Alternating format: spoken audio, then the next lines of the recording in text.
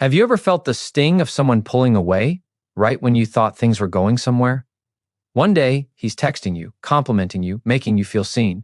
And then, silence. No explanation, no warning, just gone.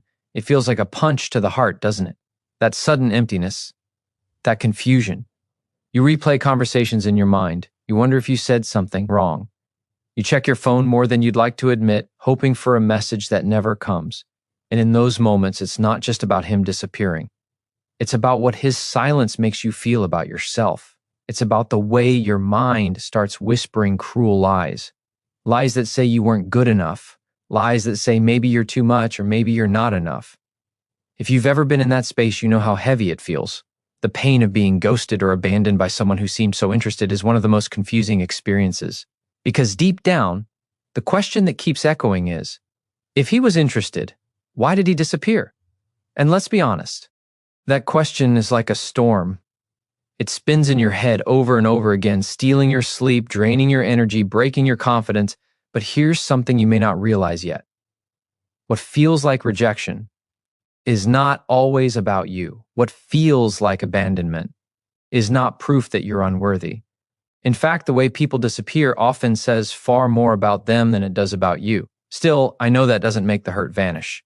Because the truth is, when a man disappears, your brain experiences it the same way it would experience physical pain.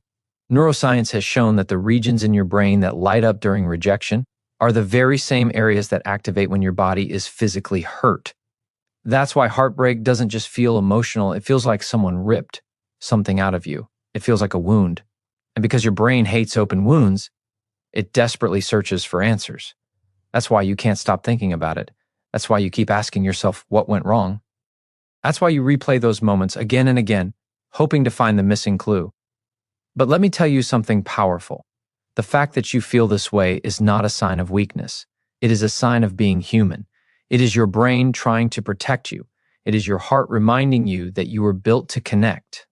You were built for love. You were built to matter to someone. So when someone disappears, it's not just their absence that hurts. It's the sudden break in the story your mind was writing. You thought the story was going forward. You thought it had momentum. And then he closed the book without warning. That's why you feel lost. That's why you feel like you're standing in the middle of a sentence that never finished. But here's the truth you need to hold on to. His disappearance does not close your story. His silence does not define your worth. And as painful as this moment is, it is not the end of you. It is only a test of how deeply you will choose to see yourself. Because in psychology, there's a concept called cognitive reframing. It means changing the way you interpret a situation so you can change the way you feel about it. Right now, your brain may be framing this experience as proof that you're not lovable enough. But what if you reframed it? What if his disappearance was not proof of your inadequacy, but proof of his inability? What if this moment wasn't about you losing something, but about you being spared from someone who was never prepared to truly see you? That small shift in perspective is powerful because when you reframe pain, you reclaim power. You remind yourself that no one has the right to dictate your worth through their actions. And let me give you this reward right now for staying with me. By the end of this video, you will not only understand why interested men disappear, but you will also learn the antidote. You will walk away with a mindset so strong that their silence will no longer crush you. In fact, their disappearance will become a mirror that reflects your strength, not your weakness. But here's the key. To get there, you need to stay with me until the end. Because this isn't about quick comfort. It's about transformation. It's about building a mindset that is unshakable, no matter who stays or who leaves. So let's go deeper together. Let's look beyond the surface. Let's uncover the truth about why interested men disappear. And most importantly, let's build the antidote, the one that makes you unstoppable, grounded, and free. Because your story is not defined by who walked away. Your story is defined by who you choose to become when they do. When someone disappears after showing interest, it feels random, unpredictable, even cruel. But if you look closer, there is a pattern. Human behavior, no matter how chaotic it seems, often follows hidden rules. And once you understand them, you stop taking things so personally. You stop seeing yourself as the cause of his silence, and you begin to see it for what it really is. Most people don't know this, But attraction and pursuit are fueled by very different parts of the mind. At the start, excitement drives everything. Curiosity pulls a man in. Novelty keeps his attention. This is why the beginning feels intense. It's fast. It's passionate. It feels like you've tapped into something rare. And in those first days, his actions convince you that his interest must be real. But psychology reveals another side. The same brain that craves the rush of pursuit is also wired for comfort. After the chase, when things start to slow down, many men are confronted with a moment of truth. Do I have the capacity to sustain this connection? For some, the answer is yes. For others, the answer is retreat. And instead of communicating honestly, they vanish. This is the pattern: interest, pursuit, withdrawal, excitement, closeness, silence. The cycle repeats itself in countless relationships, and every time it leaves someone questioning their worth. But here's the insight most people miss. Withdrawal does not mean you were unworthy of love. Withdrawal often means the other person was unprepared for depth. See, short-term attraction demands nothing. It feeds off dopamine, the brain's reward chemical. It thrives on mystery and possibility. But long-term connection requires consistency, patience, and emotional strength. It requires a man to show up even when it's no longer just exciting, but real. This is where many disappear, not because the spark was missing, not because you lack something, but because sustaining closeness demands a maturity they haven't built yet. They enjoyed the thrill, but they could not handle the weight of what comes after. Think about it this way. Interest is like a match. It burns bright and fast. It creates heat. But without the willingness to add wood, to nurture the flame, it dies out. The match doesn't stop being fire. It just wasn't built to last. Understanding this changes everything, because now, instead of asking, why did he disappear? You can recognize the pattern. He mistook excitement for readiness. He thought wanting you in the moment was the same as being capable of holding you in the long run. But capability and desire are not the same. And his lack of follow-through is not a reflection of your value. It is simply a reflection of his readiness. This truth frees you. It stops you from tying your self-worth to someone else's inconsistency. It stops you from blaming yourself for the cycle of pursuit and withdrawal. It allows you to see clearly what he gave you at the start was not a lie, but it was incomplete. His actions came from one part of the mind, but when the deeper part was tested, he stepped back. And this doesn't just happen in romance. It happens in every area of life. People start projects with enthusiasm and abandon them halfway. They join gyms in January and stop showing up by February. They make promises with good intentions, but don't deliver when it requires effort. The pattern is everywhere. But when it happens in love, the wound cuts deeper because it touches your heart. Yet the psychology behind it is the same. People love beginnings, but not everyone is built for endurance. Some crave novelty more than stability. Some chase the spark but fear the responsibility that comes after. And when reality replaces fantasy, they disappear. Does it hurt? Of course. But here's where your power lies. When you understand this pattern, you stop trying to prove your worth to someone who was never prepared to receive it. You stop thinking you could have changed the outcome if you had been prettier, smarter, or more perfect. You see the truth: you could have done everything art right, and he still might have walked away, because his vanishing act was not about you, it was about him. And this knowledge is liberating, because once you see the hidden pattern, you stop living in confusion. You stop wasting energy on people who show interest, but lack substance. You begin to look deeper, not just at words, but at consistency, not just at charm, but at character. So the next time someone disappears, remember this: it is not proof of your inadequacy. It is proof of their incompleteness. They were drawn to the fire, but they didn't have the strength to tend it. And instead of seeing their absence as a rejection, you can see it as clarity. You now know what they were truly capable of. And that knowledge is a gift. Because with that awareness, you become wiser. You become stronger. You learn to value not just interest, but presence. Not just attraction, but devotion. And when you carry that wisdom, you stop clinging to people who vanish. You start welcoming those who are willing to stay. This is the hidden pattern. Once you recognize it, the silence loses its power, the confusion fades, and in its place, a new strength rises. The strength to stop chasing ghosts and to start choosing what truly lasts. Every connection begins with a spark. That first rush feels electric. Messages come quickly, Laughter feels effortless, and every interaction feels alive. You believe something real is forming because the intensity convinces you that it must mean depth. But here is the truth. A spark and a fire are not the same. One is instant, the other must be built. Many people confuse excitement with endurance. They believe early passion equals long-term stability.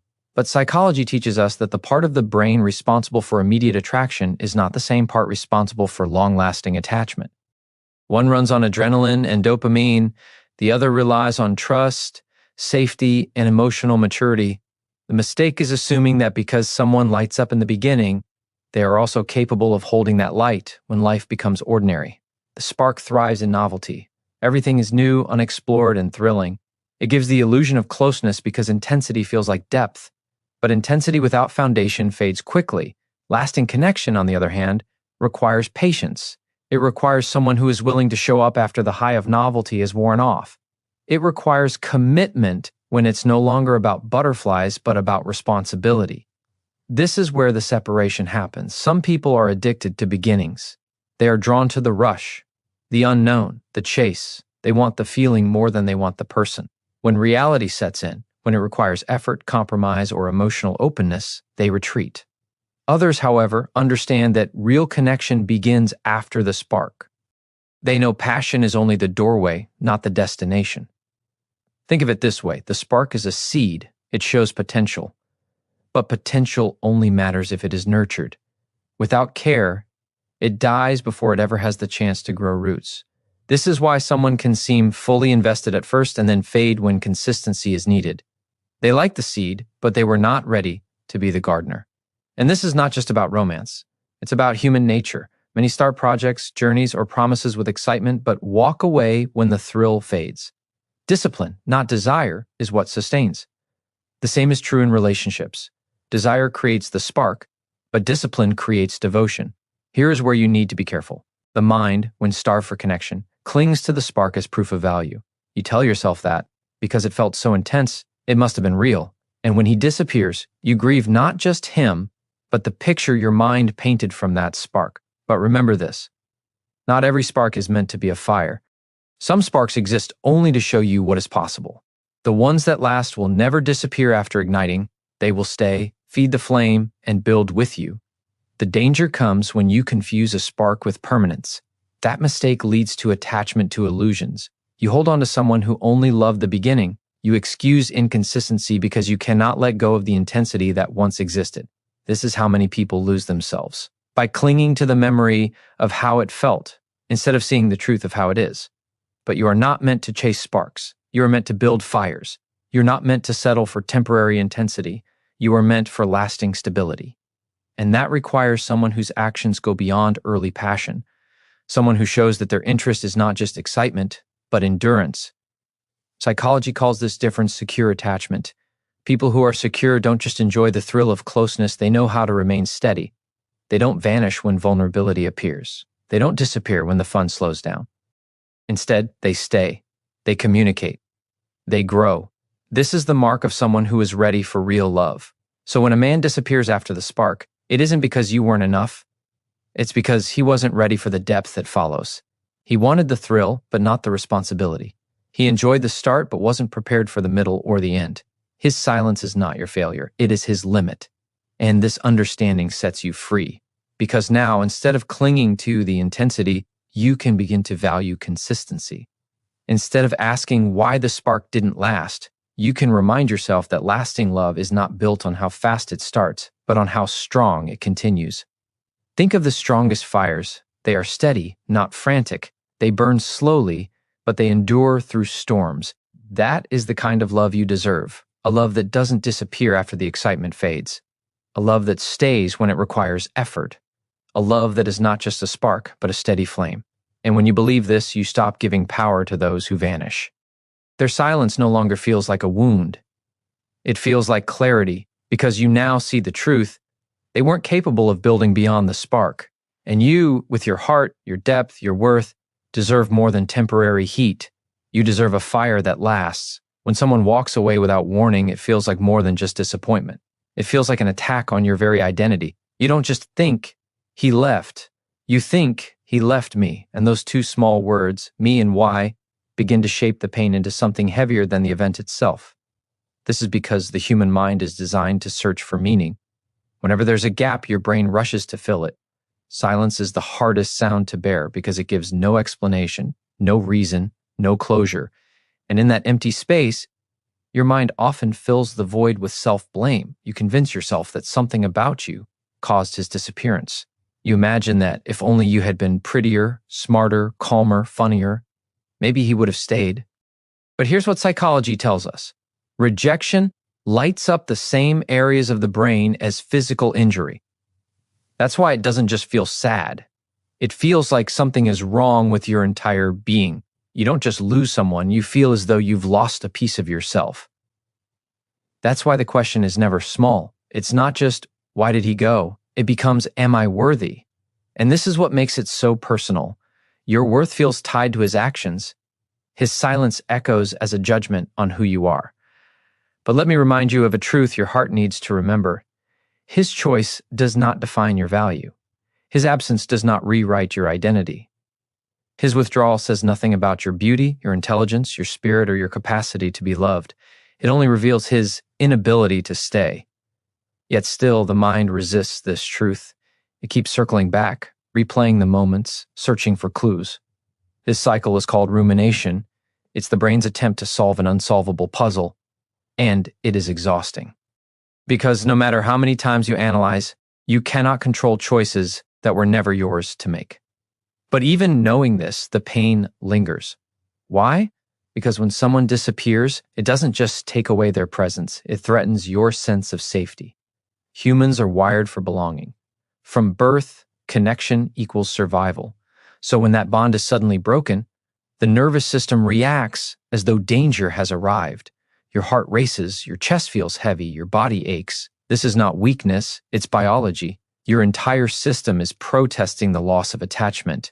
And yet, even within that pain, there is a hidden strength. The reason it hurts so much is because you are capable of deep love. You are wired for closeness, for intimacy, for real connection. That longing is not something to be ashamed of. It is proof that your heart is alive. So why does it feel so personal? Because every departure brushes against that most vulnerable question, am I enough? But here's the truth. Being enough has never been the problem. Someone's inability to stay does not mean you are unworthy of being cherished. It only means they lacked the readiness or courage to hold what you offered. Think of it this way. If someone drops a priceless diamond, does the fall make the diamond less valuable? Does the stone lose its worth because someone didn't know how to protect it? No. Its brilliance remains the same. Its rarity is unchanged. The only thing that changed was the hands that held it. You are that diamond. Someone mishandling you does not reduce your value. Understanding this helps you detach from the illusion that their choice was about your worth. It wasn't. It was about their limits. Maybe they weren't emotionally mature. Maybe they feared intimacy. Maybe they craved novelty more than stability. Whatever the reason, it lives in their story, not in yours. And here lies the shift. Instead of asking, what was wrong with me? Ask, what does their leaving say about them? Instead of seeing yourself as broken, see their silence as a mirror reflecting their unreadiness. This reframing turns personal pain into clarity. It transforms rejection into redirection. But still, the heart needs healing, because even with clarity, the sting remains. So how do you move through it? You remind yourself daily, his actions are not proof of my inadequacy. His leaving is not a verdict on my future. His absence is not the end of my story. The moment you stop tying your value to someone else's choices, you step into freedom. You begin to recognize that love is not proven by how passionately someone starts, but by how consistently they stay. And anyone who vanishes was simply not aligned with the depth you are meant for. So yes, it feels personal. Yes, it shakes your confidence. But beneath that pain lies truth. You are whole, you are enough, and you are worthy of someone who sees your value clearly and never disappears. The fact that someone left is not your shame. It is their limitation. And the sooner you see it this way, the sooner the wound begins to close. Because you are not defined by who couldn't hold you. You are defined by the strength you show when they let go. And that strength is what will carry you into something greater. When someone suddenly vanishes from your life, the mind often creates the harshest explanation. You imagine they left because you were lacking. You imagine that if only you had done something differently, they would have stayed. But here is the truth: people disappear for reasons that live inside them, not inside you. Silence is rarely about your worth. It is often about fear. Fear of commitment, fear of vulnerability, fear of being seen fully and not knowing how to handle it. Many people crave connection, yet they are terrified of the responsibility it brings. They love the idea of closeness, but when it requires openness, they withdraw. Their disappearance is not a reflection of your flaws, it is a reflection of their fears. Sometimes the reason is immaturity. Relationships demand presence, patience, and effort. For someone who is not ready, that demand feels overwhelming. Instead of admitting they cannot give what is required, they take the easier path: escape. Walking away is simpler than staying to explain. Disappearing avoids accountability. It avoids honesty. But what they fail to realize is that vanishing says more about their character than any words ever could. At other times, people disappear because they are unclear about themselves.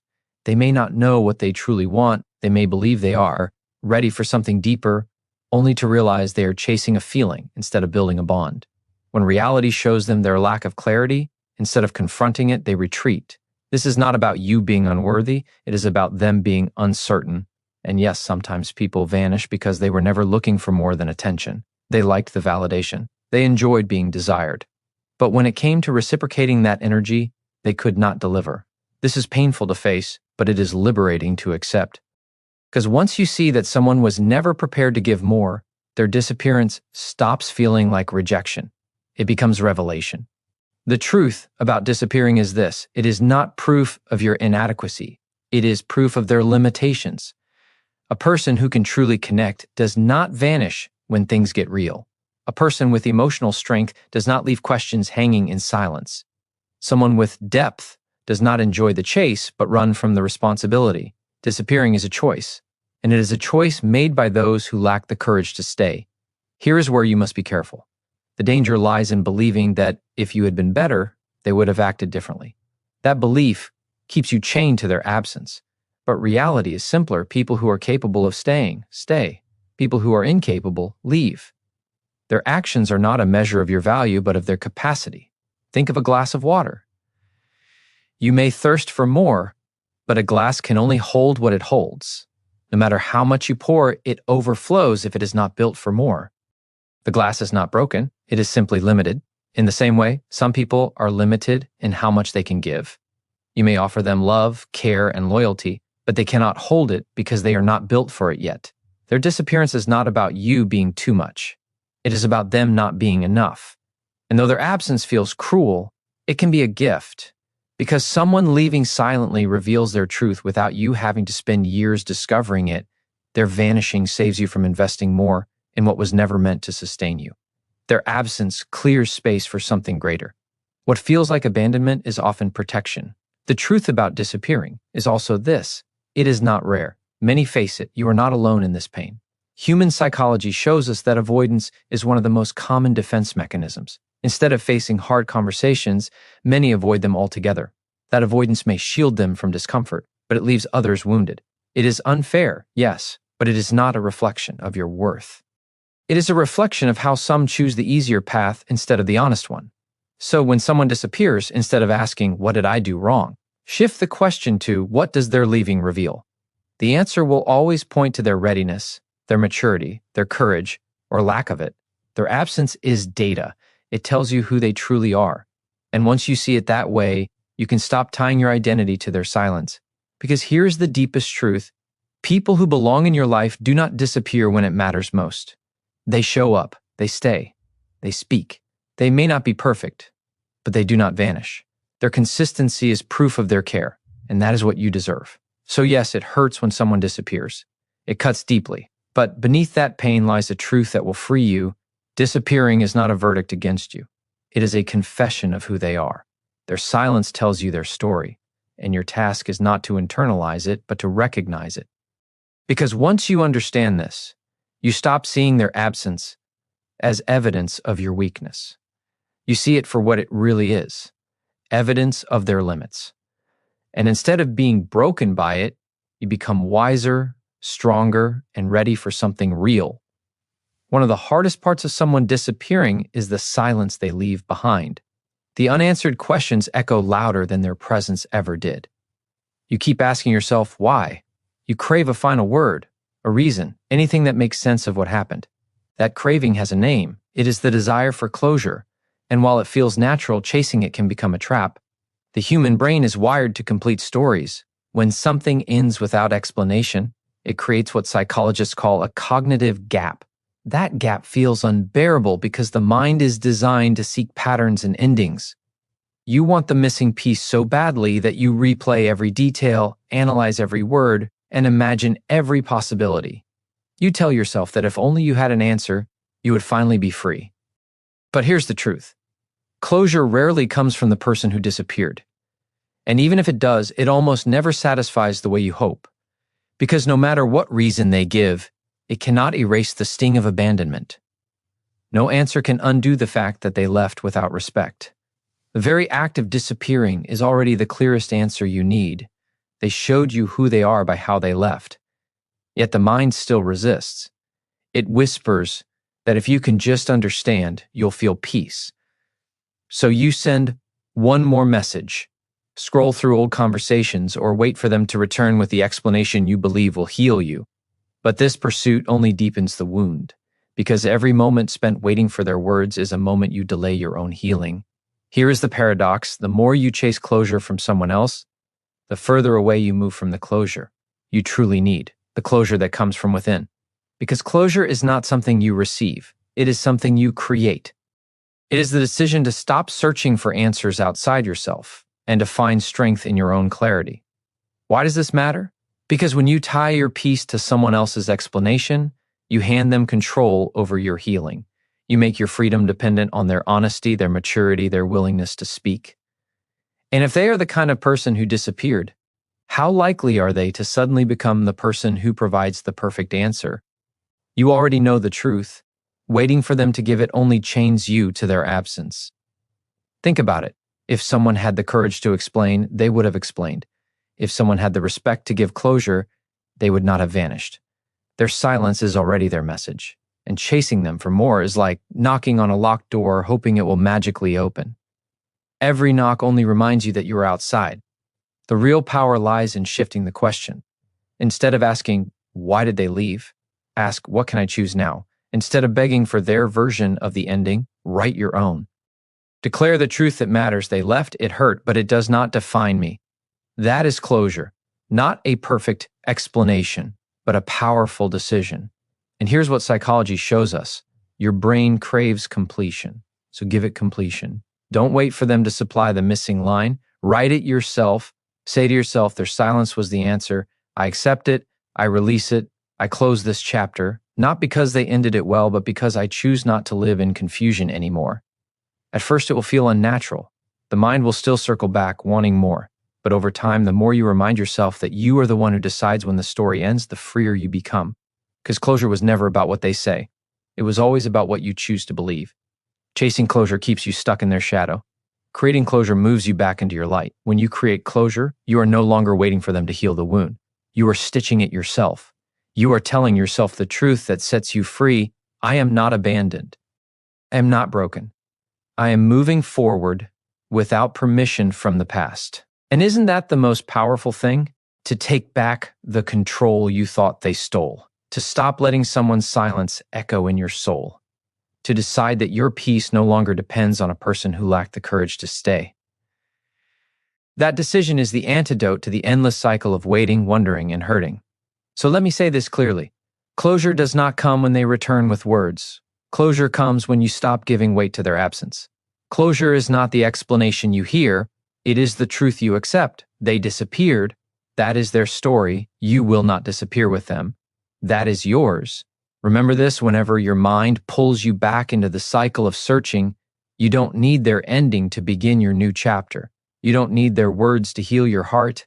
You don't need their explanation to rise stronger. You are capable of writing your own closure, and the moment you choose it, the trap of chasing it dissolves.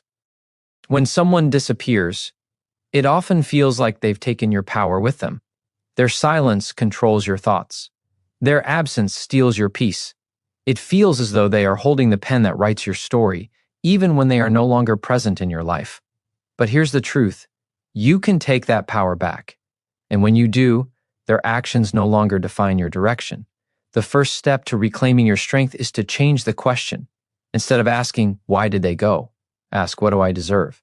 This small shift moves the focus away from them and back onto you. Because every time you revolve your energy around their choices, you hand them control over your emotions. But when you choose to center your attention on your own worth, you reclaim the authority over your life. Think about how much energy is spent waiting for someone to validate you.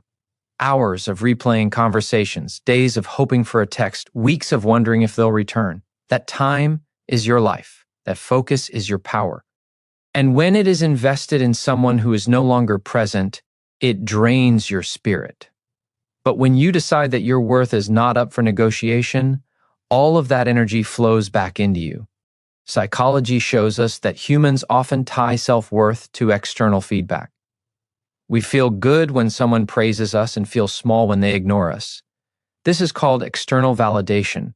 But the problem with external validation is simple. It is unstable. When it's there, you rise. When it disappears, you crash. The cycle keeps you chained to the actions of others. The way to break free is to build internal validation, a belief system that says, I know my value, even if no one else acknowledges it. This is how you shift the power back. You stop waiting for others to tell you who you are. You stop allowing their silence to decide your self-image.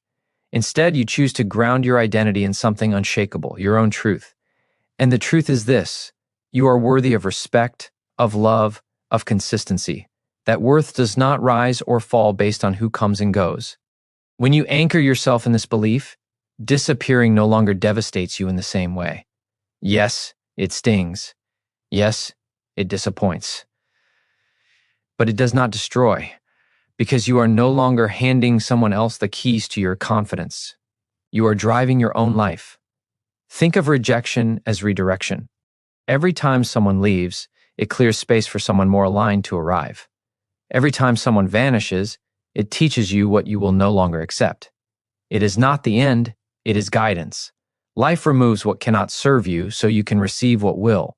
This perspective transforms the pain. It no longer feels like loss, it feels like a turning point. And here is where your power grows even more, by setting new standards. When you recognize your worth, you stop accepting breadcrumbs. You stop excusing inconsistency. You stop bending yourself to keep someone who isn't ready to stay. Instead, you raise the bar. You say, if you cannot match my energy, you cannot hold my heart. That boundary is not built from bitterness, it is built from self-respect. The more you practice this, the stronger you become.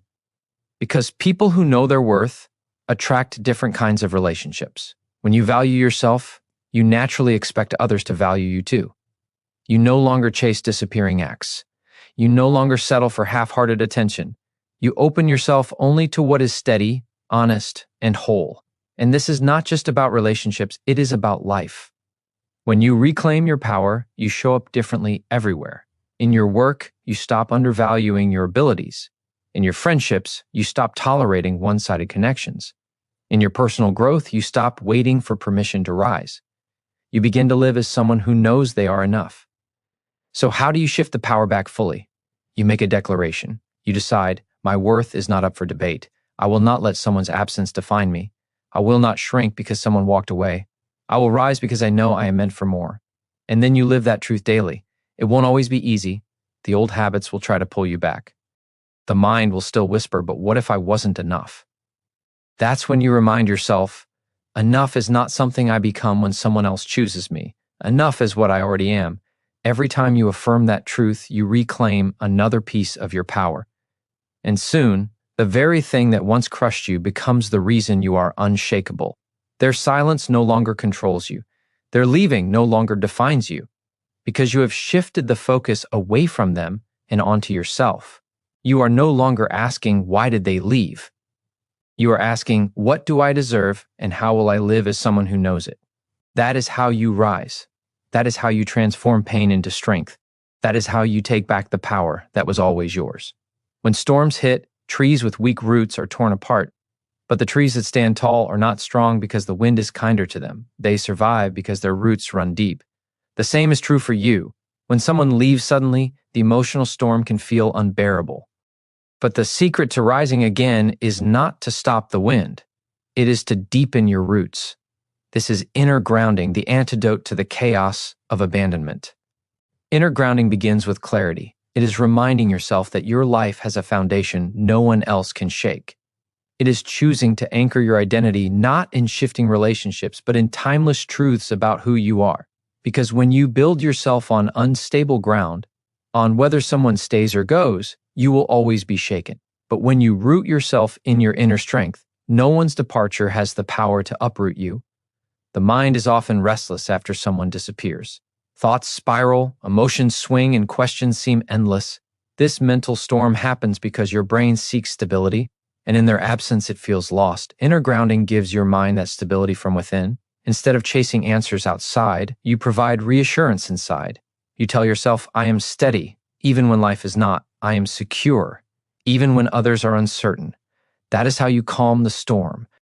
One of the most powerful ways to ground yourself is through presence. The pain of loss pulls you into the past, replaying what once was.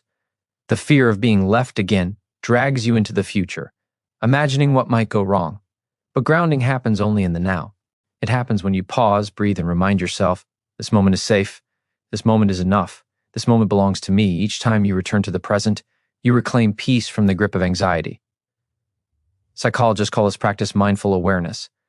It strengthens the brain's ability to regulate emotions. When you are mindful, you see your thoughts clearly instead of drowning in them. You observe the pain, but you don't become the pain. You notice the memories, but you don't let them control you. This distance creates space, and in that space, healing begins. Another way to ground yourself is through values. Values are like the roots of a tree. They hold you steady when storms rage. Ask yourself, what do I stand for? What matters to me no matter what?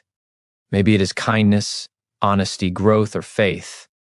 When you know your values, you can lose someone and still not lose yourself. Because even when they disappear, your values remain. They are the compass that always points you back home. Inner grounding also means building rituals that remind you of your strength. It might be journaling your thoughts to release them from your mind. It might be exercise that reconnects you to your body. It might be affirmations that rewire the way you speak to yourself. Small rituals, repeated daily, become anchors. They train your mind to return to stability again and again until stability becomes natural. Here's another truth. Grounding yourself doesn't mean you don't feel pain. It doesn't mean you never cry or never long for answers. It means that even as you feel those emotions, you remember you are bigger than them. Like a tree in a storm, the branches may bend, but the roots hold. Your sadness is real, but your foundation is stronger. And something powerful happens when you live grounded. You stop fearing loss. Because you realize that while people may come and go, your roots are unshakable. You know that no matter what leaves, you remain. This confidence changes the way you love, the way you connect, the way you live. You no longer cling to others out of fear. You give freely, but you stay whole whether they stay or not. Think of the most unmovable mountain.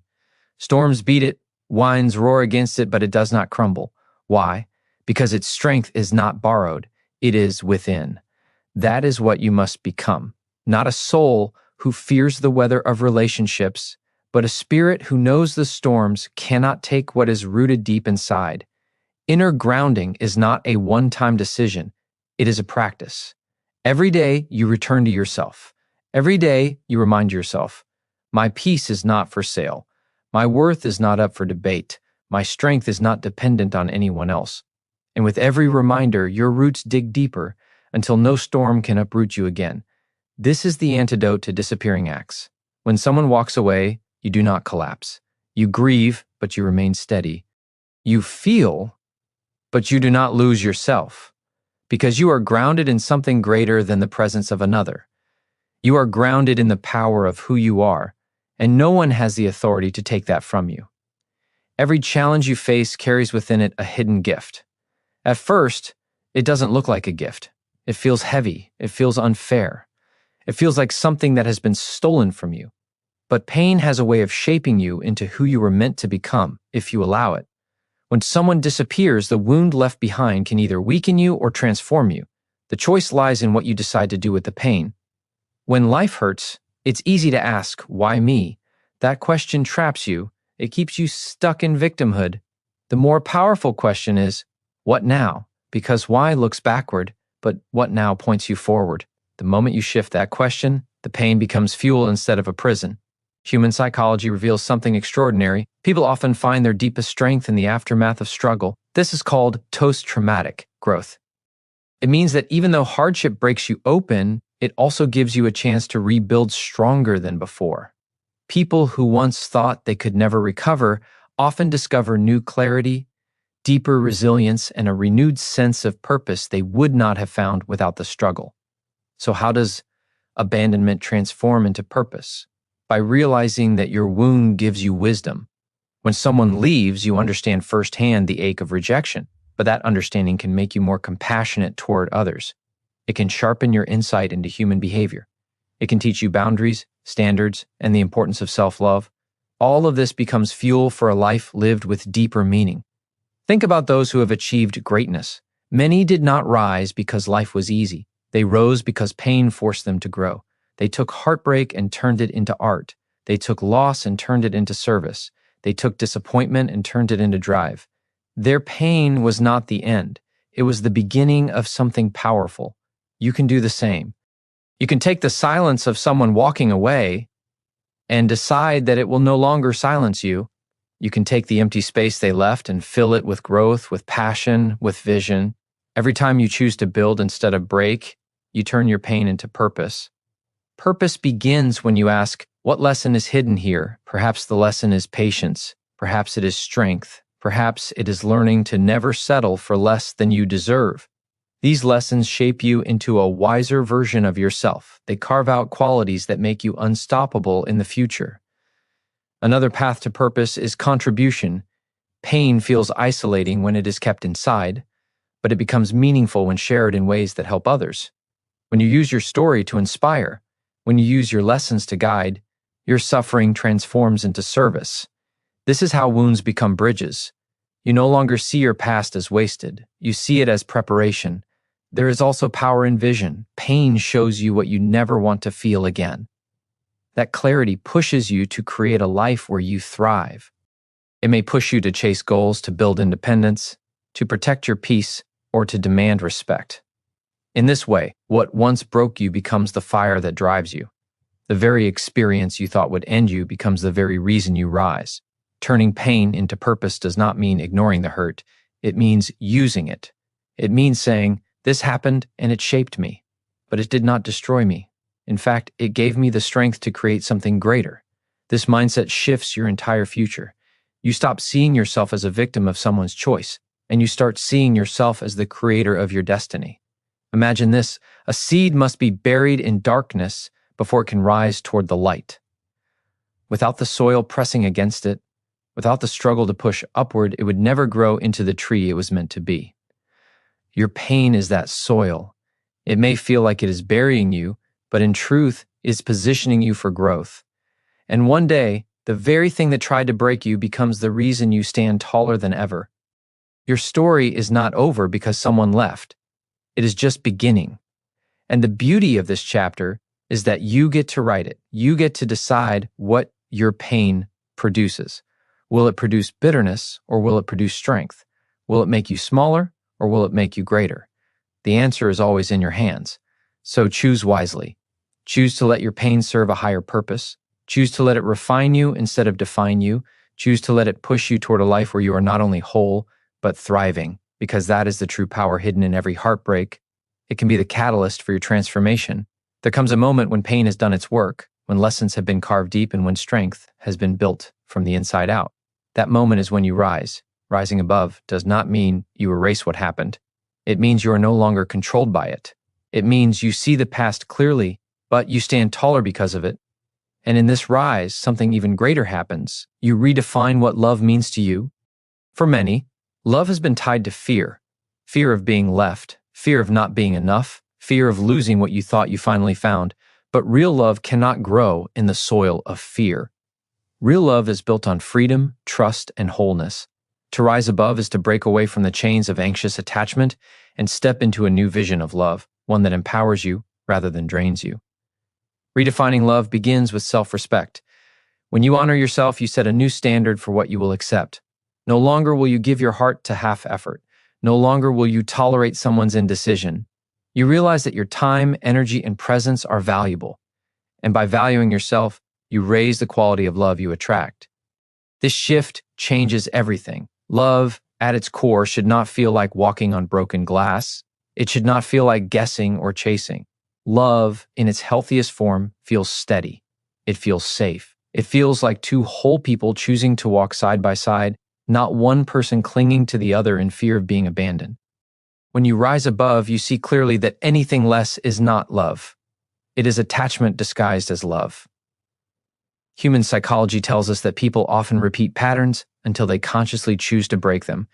If you've been abandoned, it is easy to believe you are destined to relive the same story again and again. But this is not truth, it is programming. And programming can be rewritten. By redefining love, you rewire the script.